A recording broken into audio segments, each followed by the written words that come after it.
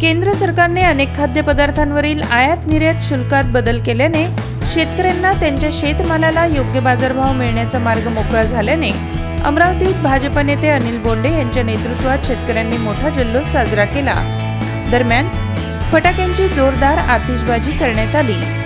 Soybean, कापूस, कांदा, बासमती तांदूळ उत्पादक शेतकऱ्यांना त्याचा विशेष लाभ होणार आहे।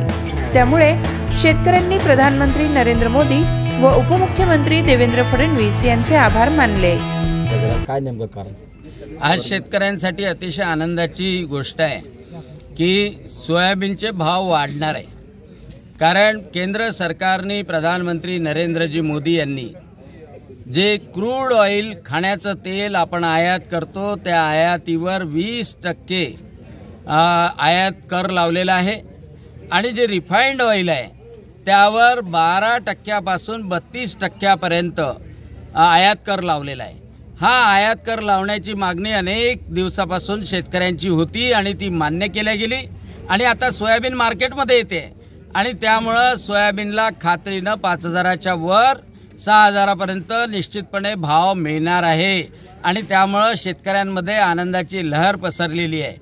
एवढंच नाही तर कालच एक आदेश निघाला की त्यामध्ये कांद्याचा जो निर्यात केला जात होता त्यामध्ये $450 पर मेट्रिक टन ही निर्यात मूल्य मर्यादा होती ती सुद्धा काढण्यात आली।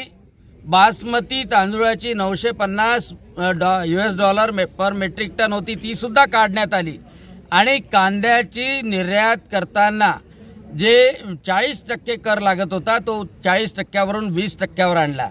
म्हणजे महाराष्ट्रातले शेतकरी जे कांदा उत्पादक शेतकरी असो किंवा बासमती तांदूळाचं उत्पादक शेतकरी असो किंवा सोयाबीन उत्पादक शेतकरी असो, आज 40 लाख हेक्टरवर महाराष्ट्रामध्ये सोयाबीन होते आणि 40 लाख हेक्टरवरच्या सोयाबीनच्या शेतकऱ्यांना आज या निर्णयानं अतिशय मोठा दिलासा दिला आहे, अतिशय मोठा आनंद दिला आहे आणि त्यामुळे सर्व शेतकरी जे इथे आलेले आहे पश्चिम विदर्भामधून त्या सर्व शेतकऱ्यांनी मोठा जल्लोष केला आहे।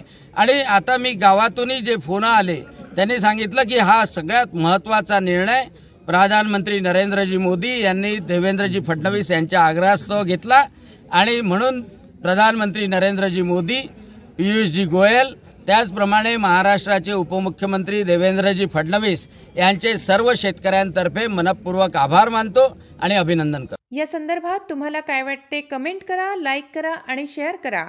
चॅनलला सबस्क्राइब करायला विसरू नका।